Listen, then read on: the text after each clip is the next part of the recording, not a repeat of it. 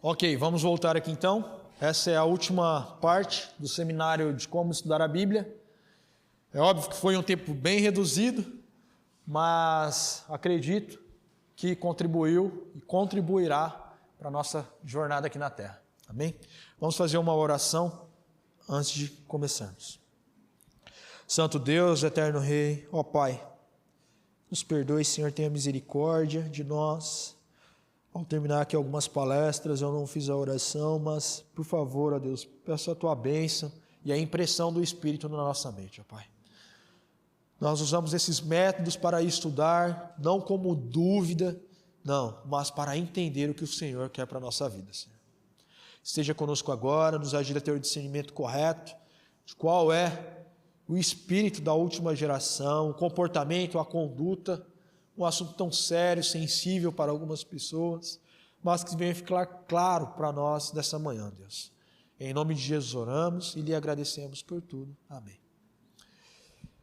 Então, eu e a minha esposa e alguns amigos desenvolvemos esse ministério na internet. Começamos há menos de um mês, então nos procure aí nas redes sociais, se chama Assim Diz o Senhor. E aí tem um contato também nosso. Enfim, vamos avançar. O título da mensagem dessa palestra é Última Geração e o Espírito dos Pioneiros. É um assunto sensível no meio do adventismo, a questão da última geração, porque é uma terminologia que Ellen White usa, inclusive, e é pautada principalmente nesses três personagens, Wagner, Jones e Andreas. Quem foram eles? Vou fazer um breve resumo aqui. Tanto Wagner e Jones foram homens usados por Deus em uma conferência, a Conferência de Minneapolis, em 1888.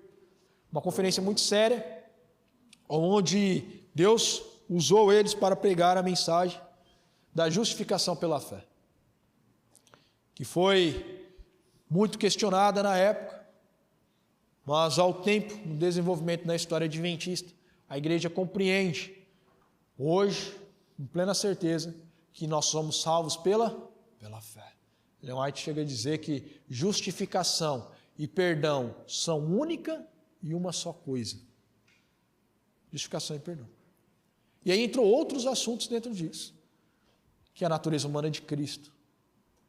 E o que acontece? Há muitos detalhes dentro disso. E as pessoas ficam se degladiando dentro da igreja, com pós-lapsarianismo, com lapsarianismo e etc. Para quem não sabe o que é esses termos, é que quando um homem pecou, tem a natureza dele pós o pecado e antes do pecado. E aí fica, não, mas Jesus veio com a natureza depois ou antes, e esse assunto fica... Só que no fundo, queridos, é mais num sentido partidário, ideológico, político muitas vezes, do que realmente estar preocupado com a glória de Deus aqui na terra, em apoiar a igreja. Não é isso que Deus quer para nós. E o que eu quero mostrar aqui hoje é que é muito mais profundo o comportamento e a conduta do povo que vai estar em pé quando Jesus voltar, do que ficar debatendo sobre a natureza humana de Cristo, que é um mistério. Como que Deus se encarnou? São mistérios. A pessoa, Deus, a divindade é um mistério também, e alguns brigam por causa do Espírito Santo. Brigam por conta da natureza humana de Cristo. São mistérios que nós não vamos compreender. A serva de Deus diz assim: nada temos a temer quanto ao futuro, a menos que esqueçamos a maneira em que o Senhor nos tem guiado e seu ensino em nossa história passada. Como que Deus nos ensinou? Nós não temos nada a temer se a gente entender que de fato era o espírito dos pioneiros da nossa igreja, que não se resume só a esses homens que foram usados por Deus, foram, mas houve momentos também que eles foram usados pelo diabo. Infelizmente. Isso pode acontecer com a gente? Pode também, pode. Por isso que nós temos que tomar muito cuidado. No livro de Salmos, no capítulo 11, no verso de número 3, diz assim: se forem destruídos os fundamentos, que poderá fazer o justo? Nós, como adventistas, nós temos fundamentos da nossa fé, no que nós acreditamos. Eu gosto muito de vários deles, mas eu vou citar somente 3 deles. Um dos fundamentos de um adventista do sétimo dia é a profecia. Nós somos o povo da profecia, sim ou não? Sim, nós surgimos de uma profecia. Eu já dei estudo bíblico para uma pessoa, queridos, que quando ela entendeu a questão das 2.300 tardes e manhãs, vou colocar aqui, 2.300 tardes e manhãs, eu expliquei para ela que em 1844, naquele período ali, ia surgir um movimento que ia restaurar as verdades. O olho dela brilhou. O olho dela brilhou. Na hora, era um homem e uma mulher, era um casal. O marido aceitou a mensagem. A esposa, ela não entendeu naquele momento. Mas ele entendeu. A família deles, tanto do pai quanto da mãe, era tudo evangélico. E ele foi sozinho para a igreja adventista do sétimo dia. Ele foi à igreja da profecia, da Bíblia. Não foi porque alguém teve um sonho, uma visão, não. Foi porque Deus profetizou que iria surgir esse movimento. Aí a gente não tem dúvida. A gente tem confiança, certeza, convicção. Aí ele foi. Todo dia ele pedia, toda quarta-feira ele pedia oração pela esposa dele. Passou 2 anos, muita luta. Mas aí foi ele, foi a esposa dele, foi um filho dele, foi o outro filho dele para a igreja. Nem. Por quê? A profecia. Profecia. Um fundamento. O outro fundamento que eu considero é a forma que o adventista ele interpreta a Bíblia. O método historicista, gramático histórico, aceita a Bíblia tal como ela é. Toda a Bíblia. Quando a gente fala toda a Bíblia, é toda a Bíblia. O dom de profecia é falado na Bíblia, é ou não é? Tenho que aceitar, está na Bíblia mesmo. Está na Bíblia. Então eu aceito toda a Bíblia. E um terceiro é a nossa história. Como nós surgimos lá nas 2.300 tardes e manhãs. Como que era o comportamento desse povo. Tem um livrinho. Pega ali para mim, amor. Passa por lá.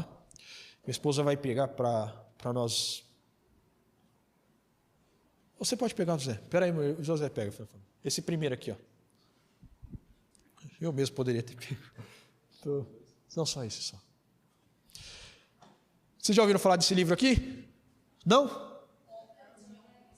Mostrei ele também, né?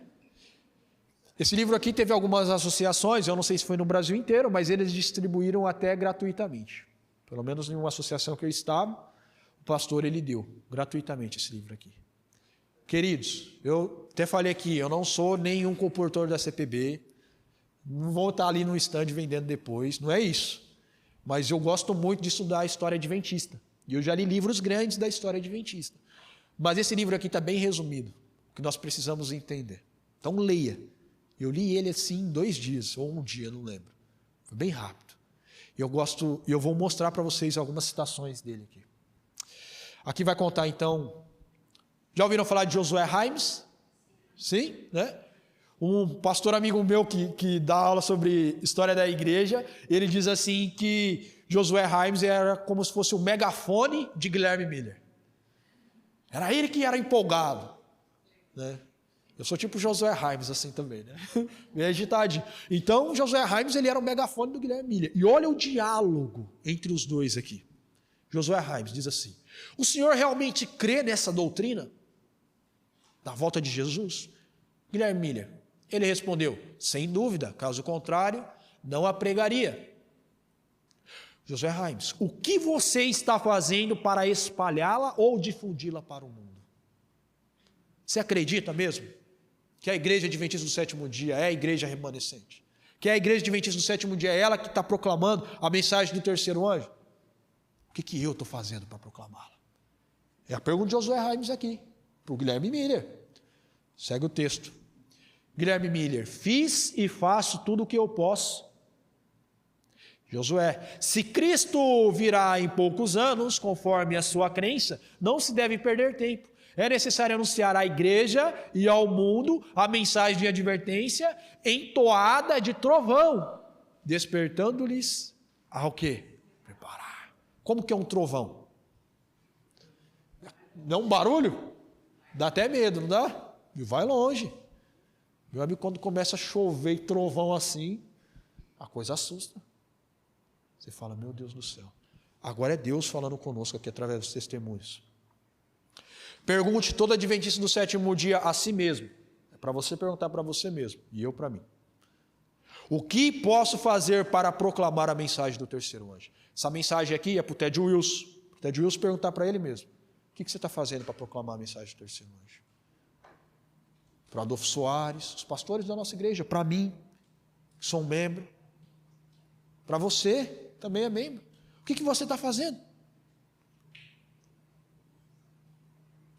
Não é uma reflexão profunda? A gente tem que participar. Tem até uma expressão na igreja, né? Aquelas pessoas que vêm esquentar banco, já ouviu isso? Tem pessoa que nem esquenta, é só morno mesmo. É igual a Laodiceia, vai lá dar uma mornada lá e vai embora. Quem diria se esquentasse, se estivesse na igreja todo dia, na quarta-feira, no sábado, no domingo, na hora de ir para o evangelismo, sair da frente da igreja, está sentadinho lá, esquentando, lá esperando. Quem diria se fosse assim? Então é uma mensagem para nós. E a primeira característica dos pioneiros, ou do povo, do tempo do fim, da última geração, sabe qual que é? É essa daqui, queridos, ó. Evangelismo. O Daniel está preocupado com o número e tal. Tem gente que só pensa na numerolatria, é idólatra do número. E tem outros que têm numerofobia, tem medo do número. Acho que a igreja tem que ser só pouquinho mesmo. Não. A mensagem dos 3 anjos tem que pregar a qual parte do mundo? A todo povo, toda língua e toda nação. Eu falo para minha esposa. Eu sei que a gente tem pessoas do nosso lado precisando do evangelho, mas eu falo para ela, eu quero ir para os outros lugares, eu quero ir para as outras nações. Eu não fui ainda, mas em nome de Jesus, se for da vontade dele, eu vou. Você também vai, amém? Para onde o Espírito soprar, a gente vai, irmãos. Não é assim? Para onde o Espírito soprar. Evangelismo. Tiago White, olha essa história, queridos. No dia 5 de abril, Tiago White cavalgou com seu pobre animal para dentro do quintal de sua casa, em Palmer. Havia ficado fora por 4 ou 3 meses na assembleia seguinte da igreja. Ele era da igreja Conexão Cristã. Estava ali ainda entre o movimento adventista, não era adventista do 7º dia, movimento adventista. Na assembleia seguinte da igreja Conexão Cristã, foi relatado que durante aqueles 4 ou 3 meses, 1000 pessoas haviam ingressado na denominação. Como resultado dos esforços de quem? Um jovem de quantos anos? Eu estou atrasado, eu tenho 29. Eu tenho que correr. Ele com 22 anos. E nós? 22 anos, queridos. Hoje tem jovem com 22 anos vendo Netflix, está achando que isso aí é o máximo da vida. Acho que isso que é o interessante. Aqui, ó, Tiago White. É ou não é? No livro Portadores de Luz, se você quer mesmo ter um estudo bem profundo, bem maciço mesmo, da história adventista do 7º dia, você tem que ler esse livro. Ele é pela Unaspress. Alguns usam ele como consulta da história. Eu tive o privilégio de ganhar esse livro e ler ele capa a capa. Tudo grifado. É grosso assim, mas vale a pena. É uma benção. Diz assim, ó, temos por demasiado, olha a frase do Tiago White, temos por demasiado tempo transformado em brinquedo infantil a mensagem que Deus nos confiou para ser dada ao povo. Olha que pesado. Às vezes a gente brinca com a mensagem como se não fosse nada, mas é uma mensagem de Deus. Um outro ponto que nós vamos ter no tempo do fim é a oração em pranto. É a oração em clamor mesmo. É a oração de rasgar o véu do coração. É a oração de colocar tudo para fora e desabafar a Deus e falar, Senhor, eu sou pó, mas faz de mim um copinho de barro e coloque a tua água do Espírito Santo para dar a beber às nações. É esse tipo de oração, para ser usado por Deus. E não pense que ser usado por Deus é só pregando. A oração, ela é o que faz a diferença em nós, queridos. É o que faz a diferença. Sem ela não tem como nós avançar. Então, o espírito dos pioneiros, ele é primeiro um espírito do quê? De Cristo. Mas eu falei aqui, a primeira característica dele, de evangelismo. Sim ou não? Sim, evangelismo. E eu contei a história aqui do Manassés, do rapaz lá da minha cidade, que nós demos estudo bíblico para ele. Amém, ele veio, tal, não foi tão demorado, mas a minha esposa demorou 1 ano pessoa foi dando estudo bíblico para ela. 1 ano insistindo com ela. 1 ano indo atrás, marca e desmarca e vai. É pouco tempo? Não, demorou. Mas ela já foi missionária no Chile. Olha só. Amém? Passou 1 ano lá praticamente. E se a pessoa tivesse desistido? Tinha um missionário para ir para outras nações ali do lado. A gente deu 5 meses só de estudo, não quis abandonando. Insista com as pessoas. Amém? Quanto a fôlego de vida, nós vamos batalhar pelas almas. Amém? Oração. Olha a experiência de Stephen Haskell. Para vocês terem noção quem era esse homem na época, inclusive a igreja adventista escolheu ele para fazer o funeral de Ellen White. Ele foi uma das pessoas que fez. Um pastor muito renomado. Diz assim, antes de partir, o pastor Haskell participou, isso daqui foi, só para te contextualizar, o John Neves Andrews, ele foi para a Europa e ele ficou doente. E aí o Haskell foi para lá também depois. Enquanto ele estava lá, viajando lá na Europa, o amigo dele estava doente, o pastor Andrews, e ele foi fazer uma visita para o pastor Andrews. E nessa visita, antes dele ir embora, aconteceu isso. Antes de partir, o pastor Haskell participou do concílio anual em Tremland, na Suíça. Embora mal conseguisse permanecer assentado, o pastor Andrews presidiu as reuniões. Jamais me esquecerei da oração que o pastor Haskell fez em favor do amigo naquela ocasião, em uma escola pública. Preste atenção agora. Foi uma súplica poderosa, um clamor humilde e, por vezes, desesperado, para que Deus oferecesse ajuda e alívio. Apegando-se ao trono do infinito, embora a congregação não soubesse inglês, ela chorou de soluçar. O céu parecia próximo para abençoar. Amém? Possivelmente ali foi uma manifestação do dom de língua. As pessoas não entendiam a língua dele em inglês, mas elas foram tocadas tão profundo, de uma forma tão profunda, que elas choravam de que forma? De soluçar o clamor daquele homem, orações poderosas. E Andrews não morreu ali na hora, não. Continuou mais um tempo vivo ainda. Orações de clamor. Cadê essas orações? Nós temos que orar assim. Amém? Esse é o Espírito. Outra característica dos pioneiros, a hospitalidade. Eu conheço um ancião, eu até fiz um videozinho lá no meu canal. Um ancião assim, é um milagre, queridos, é um milagre. Na época que nós estamos vivendo, em 2022, depois que eu tive contato com ele, ele falou assim, Daniel, eu tenho mais de 1000 pregações escritas. Eu falei, uau! E aí eu fui lá na casa dele e eu vi o fichário, as pregações escritas, uma atrás da outra, assim, mais de 1000. Mais de 1000 mesmo. E é o texto da Bíblia, a explicação, o texto do Espírito de Profecia, e Bíblia de novo, e Bíblia, Espírito de Profecia. Ele é ancião de uma central, de uma igreja aqui no Brasil. Eu fiquei impressionado. E aí, certa vez, eu conversando com ele sobre pregação, tem mais de 1000.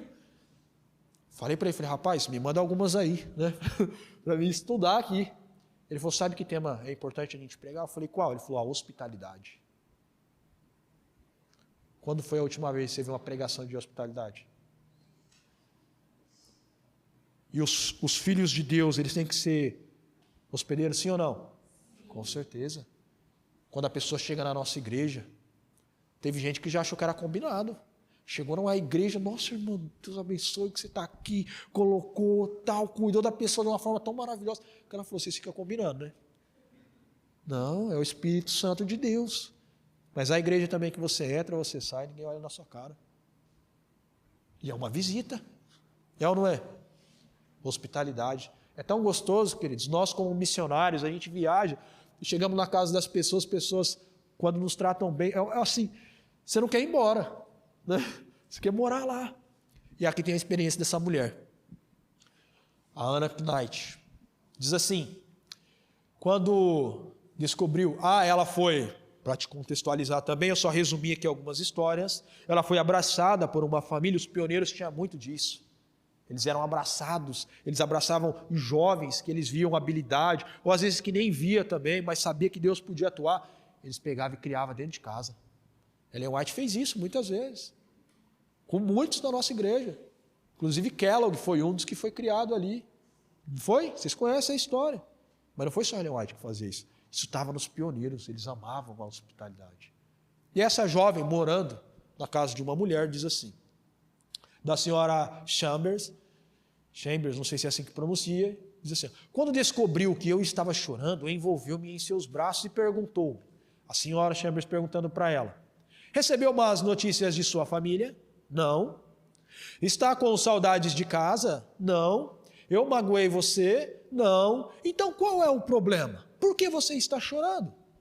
Eu mencionei todas as coisas boas que ela havia feito e continuava a fazer por mim. Expliquei que era pobre e jamais conseguiria recompensá-la por toda a bondade e gentileza que ela me estendia. Então ela me deu um abraço apertado e rindo e chorando ao mesmo tempo, disse, minha querida, não esperamos que você pague por nada do que estamos fazendo por você. Acreditamos que um dia você será uma obreira na causa de Deus e se nós dormirmos antes que Cristo venha, nossa obra continuará por seu intermédio. Amém? Louvado seja Deus. Esse é o espírito dos adventistas do sétimo dia, queridos. É um espírito de hospitalidade, porque nós não olhamos para a pessoa como ela é, nós olhamos como Deus as vê. Como elas podem ser instrumentos na mão do Eterno. É isso que Deus espera de nós. É isso que Deus quer fazer em nós. Amém? Hospitalidade. A Bíblia ensina eu e você ser hospedeiro. Por isso, enquanto tivermos oportunidade, façamos o bem a todos. Principalmente quem? A família da fé. Em Romanos também. Recomendo-vos, pois, Febe, nossa irmã, a qual serve na igreja que está em Cencreia, para que a recebais no Senhor como convém os santos, e ajudeis em qualquer coisa de vós que ela necessitar. Porque tem hospedado a muitos, como também a mim mesmo, Paulo falando. A gente tem que hospedar as pessoas, cuidar delas, fazer o nosso famoso junta-panela. Né? Não é bom? Continua fazendo e hospedando as pessoas. É isso aqui, ó. É essas características do povo do tempo do fim. Não é ficar brigando, degladiando por mistérios da palavra. Tem que ser algo prático. Alguém uma vez falou assim para mim, não, se você não for pós-lapsariano, você não tem como acreditar na vitória sobre o pecado. Eu falei, por que não? Quem que vai definir isso? Que Deus vai vencer na sua vida ou eu? Não é assim que funciona. Eu acredito que Deus ele tem vitória sobre a vida de qualquer um. Por quê? Porque eu tenho experimentado isso. Já falei aqui para os irmãos. Era um drogado, etc. E Deus resgatou. Não é assim? Então, ideologias. Batalha espiritual. Os adventistas têm batalha espiritual. Sabia disso? Tem ou não tem? Opa! Uma vez uma pessoa... Eu estava dando estudo bíblico para uma moça pelo WhatsApp. E ela era de uma cidade um pouco longe da minha. E, inclusive, graças a Deus, também ela aceitou o Evangelho. Para a honra e glória de Deus, foi batizada lá na igreja, da cidade de Birigui. E aí, ela mandava uns áudios de uma outra pessoa, de um outro local do nosso país, que zombava dos adventistas. Dizia assim, se o adventista vê um endemoniado, ele sai correndo. Eu sei que tem uns que saem correndo mesmo, né? Porque, às vezes, com medo, não tem tantas experiências assim. Estou falando que a gente tem que ficar buscando o Satanás aí fora, não. Falando, o que é o endemoniado? Aí que eu vou atrás. Não é isso. Não. Mas olha essa batalha espiritual que o pioneiro da nossa igreja viveu. A nossa luta não é contra a carne nem contra o sangue, mas contra as potestades. Em algum momento pode acontecer, queridos. John Andrews escreveu o livro História do Sábado. Certa vez, enquanto escrevia a segunda edição, Charles, o seu filho, ouviu passos e viu a porta abrir e se fechar. Então ouviu passos de alguém entrando no quarto. O pai disse-lhe, ó Deus, tirou de mim, tirou da minha vista. O pastor Andrews não o viu, mas sentiu o aperto de suas mãos ao redor da garganta e chamou Charles, ore por mim. Charles orou e o diabo foi embora. Mas o pastor Andrews ficou doente por vários dias, com as marcas dos dedos do demônio na onde? Que batalha, queridos, que guerra espiritual a gente está. E ele estava escrevendo que livro? Que livro que ele estava escrevendo? História do sábado. Tinha que colocar esse texto aí atrás do livro da história do sábado. Né? Pra na hora que as pessoas veem o livro da história do sábado, falar, meu Deus do céu, eu tenho que aprender. Outra pergunta. Quando foi a última vez que você ouviu uma pregação sobre o sábado dentro da sua igreja? E a gente está vivendo o tempo do fim, tá ou não está? Se nós conhecêssemos essas histórias aqui, queridos, nós ia estar pregando. Minha esposa fala para mim, todo dia a gente tem que preparar a pregação do sábado. Pregação do sábado. Temos que falar do sábado, do selo de Deus, é ou não é? Uma batalha espiritual, uma guerra que nós estamos envolvidos.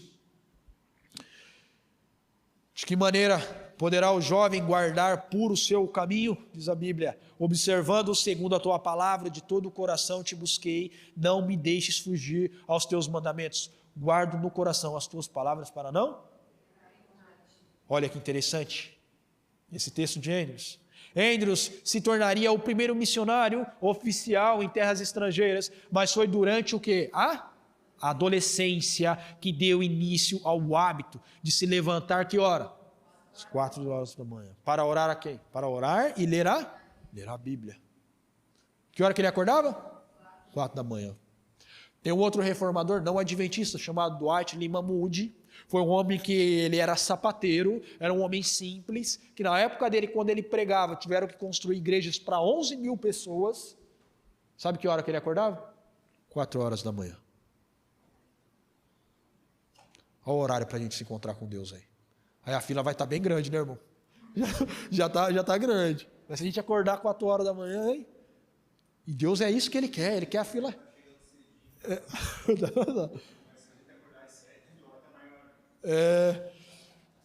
Vai estar maior. Batalha espiritual, a gente tem que se preparar para elas antes. Por isso que ele obteve vitória para a honra e glória de Deus. Né?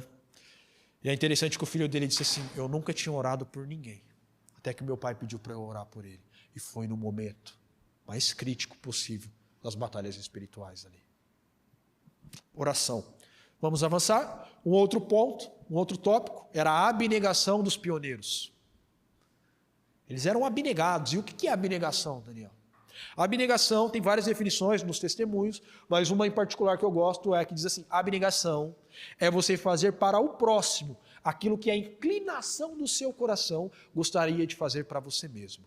Como assim? Explica isso. Quando você passa na frente de uma loja, você vê aquela camiseta bonita da Adidas. Você fala, nossa, essa camiseta aí seria bonita em mim. É essa camiseta aí que eu deveria comprar e dar para o meu amigo. Entendeu? Essa inclinação, aquele prato que você gosta, para quem não conhece, tem um prato de um pudim vegetariano que eu faço propaganda dele para qualquer um. É o pudim de pains. Eu amo ele. Então, assim, você gosta daquele prato, do pudim de pains. Quando vem uma visita na sua casa, você vai dar uma paçoquinha? Você vai dar o quê? Um pudim? De pains para ela. Né? Então, você faz aquilo que a inclinação do seu coração gostaria. A Bíblia diz, né, Paulo fala, mas de nada faço questão, nem tenho minha vida por preciosa, quanto que cumpra com alegria a minha carreira, meu ministério, contanto que cumpra com alegria a minha carreira e o ministério que recebi do Senhor Jesus para dar testemunho do Evangelho, da graça de Deus. Mas de nada faço questão, queridos. Se é o sapato, se é a roupa, eu tive uma experiência assim também. Às vezes falam, Daniel conta um monte de experiência dele, parecendo o irmão aí, né, que estava pregando. Mas não é. Quando eu entrei na igreja, teve um irmão que eu fui na casa dele, aquilo me impressionou. A esposa dele era da Adra. E aí eu conversando com a esposa dele, eu falei, se tiver um terno aí, você já ajeita para mim. E aí ele ouviu a conversa. Ele passou perto, entrou dentro do quarto dele, da casa, voltou. Falou, Daniel, teve um rapaz que ele começou a vir para a igreja e eu trouxe ele aqui em casa. E eu abri o guarda-roupa para ele e falei para ele, olha, escolhe a roupa que você quer. E ele deu a roupa para o rapaz. Eu falei, uau. Daqui a pouco esse irmão me chamou lá dentro, tinha um terno assim, em cima da cama. Você deve estar pensando, ele era muito rico para estar fazendo tudo isso. Não, ele tinha 3 ternos. Ele separou o melhor terno dele para mim. Falou, esse terno aí é para você. Porque ele era um pouquinho mais baixinho que eu, aí eu coloquei o terno, fiz assim, né, ficou um pouco menor. Ele falou, você não vai subir em pé de manga com esse terno mesmo? Então, vai servir para você ir na igreja. E aí, ele me concedeu o terno dele. Eu falei, não, irmão, não precisa disso não. Ele falou, não, o outro é porque a calça está queimada. Por isso que eu não vou te dar esse. Abnegação, é ou não é? O jovem está começando a vir para a igreja, vamos arrumar uma roupa para ele alinhada em nome de Jesus. Ao invés de ficar criticando, chega e fala, ó, jovem, tem um presente para você. Nem fala que você quer fazer uma reforma no vestuário, na vida dele, na vida dela. Já chega com o presente na mão. Isso daqui é para você vir adorar a Deus. Amém? Vamos avançar. Olha aí essa história. John Loughborough, mais um pioneiro. Os White estavam preocupados ante o pensamento de perder jovens missionários proeminentes como Andrews e Loughborough. Eles estavam preocupados em perder. Ellen White recebeu uma visão descrevendo aos adventistas de Volcom, escorregando para um estado de apatia religiosa.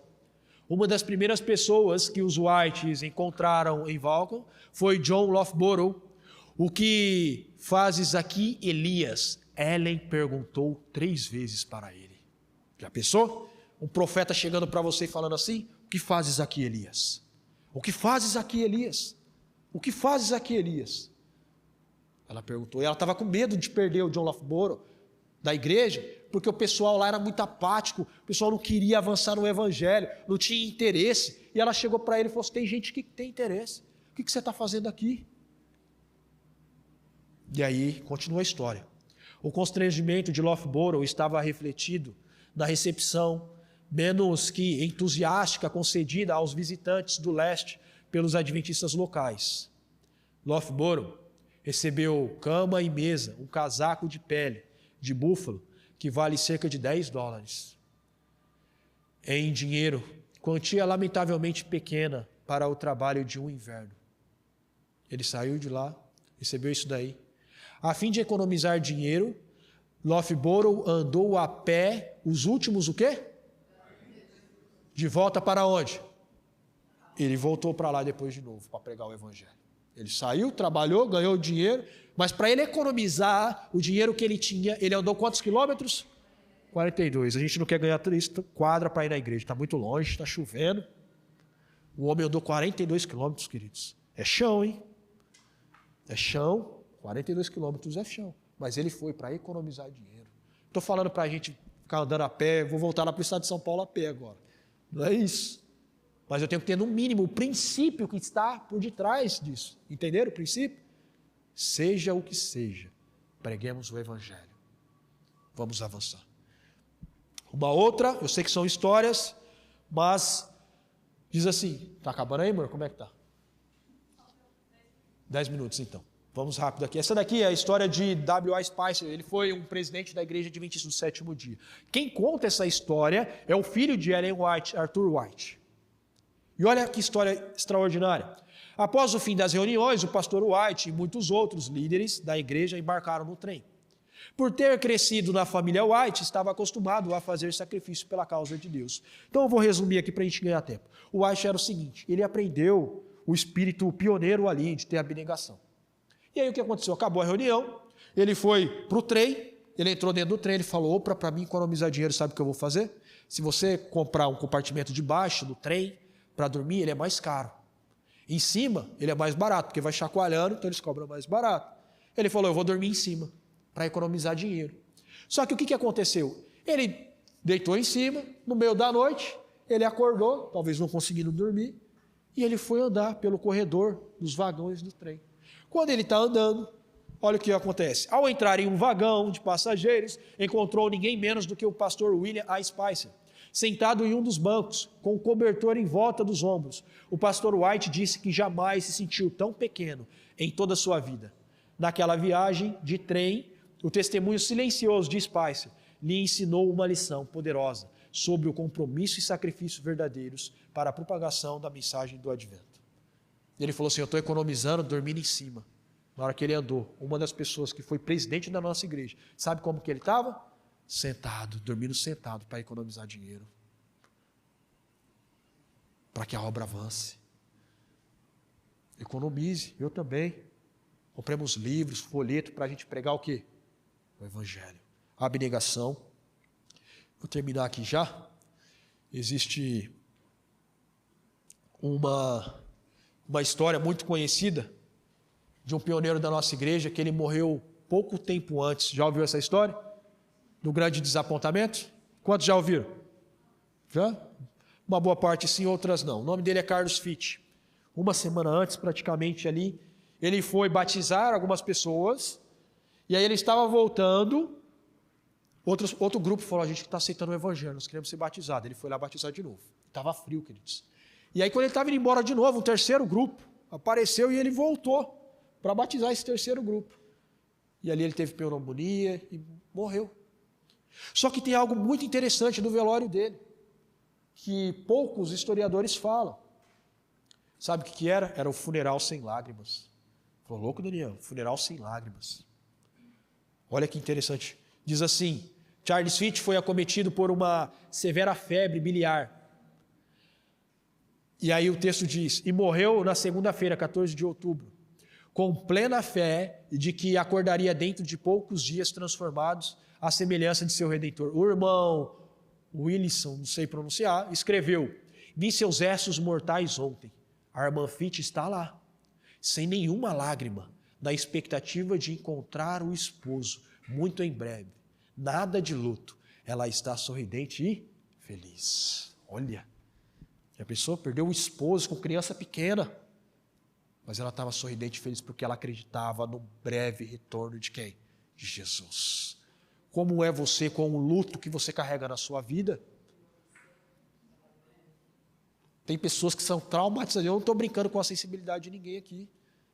Não conseguem avançar.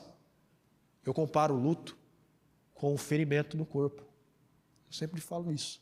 Como assim, Daniel, ferimento no corpo? Você corta o braço. Se você tratar, cuidar, vai ficar a cicatriz ali. Sim ou não? Ficou a cicatriz. É algo que dói, mas está ali curado. Está a marca ali. E vida que segue. É ou não é? Só que tem pessoas que às vezes ainda mexem na ferida. Se machuca. E aí não cicatriza. Pode ser um filho, uma filha. Eu não sei para que eu estou falando aqui. Mas tenha fé em Jesus que Ele breve voltará. Amém? Louvado seja Deus. Para a gente terminar, por que eu estou falando disso? O que isso tem a ver com estudar a Bíblia? Olha como que os pioneiros estudavam a Bíblia. Muitas vezes ficávamos reunidos até alta noite, e às vezes a noite toda, pedindo luz e estudando a palavra. Repetidas vezes, esses irmãos se reuniram para fazer o quê? Estudar a Bíblia. Para resumir aqui, ela diz, e eu era arrebatada em visão, e era-me dada uma clara explanação das passagens que estivemos estudando, com instrução quanto à maneira em que devíamos trabalhar e ensinar efetivamente. Foi-me tornada clara uma cadeia de verdades, que se estendia daquele tempo até o tempo em que entraremos na cidade de Deus. Amém? Era assim. Eles estudavam. E quando não tinha mais para onde ir, Deus se manifestava através do profeta. E o profeta tinha uma cadeia de textos e ia sendo montada e desenvolvida. As nossas mensagens, as nossas doutrinas também. Amém? Queridos, esse é o fim do nosso seminário. Que todas essas histórias, que a gente venha permitir com que impacte as nossas vidas. Que nós venhamos ter o espírito pioneiro. É isso que eu acredito, que a última geração ela vai ter esse espírito pioneiro, abnegado, amém? É isso que eles vão ser, fervorosos, andando junto, marchando, triunfando com a bandeira ensanguentada de Emanuel, amém?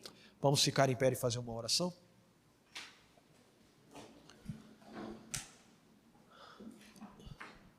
Eterno Deus, soberano do universo, nos ajude, Pai. Derrame o Teu Espírito sobre o Teu povo, sobre a Tua igreja, assim como foi com os pioneiros adventistas do sétimo dia. Abnegados, hospitaleiros, que tinha um evangelismo correndo na sua veia. Se alguém que tiver que andar 40 quilômetros, que o Senhor dê poder a ele, a ela, para pregar o evangelho. Para acordar de manhã, de madrugada e buscar a Tua palavra de todo o coração.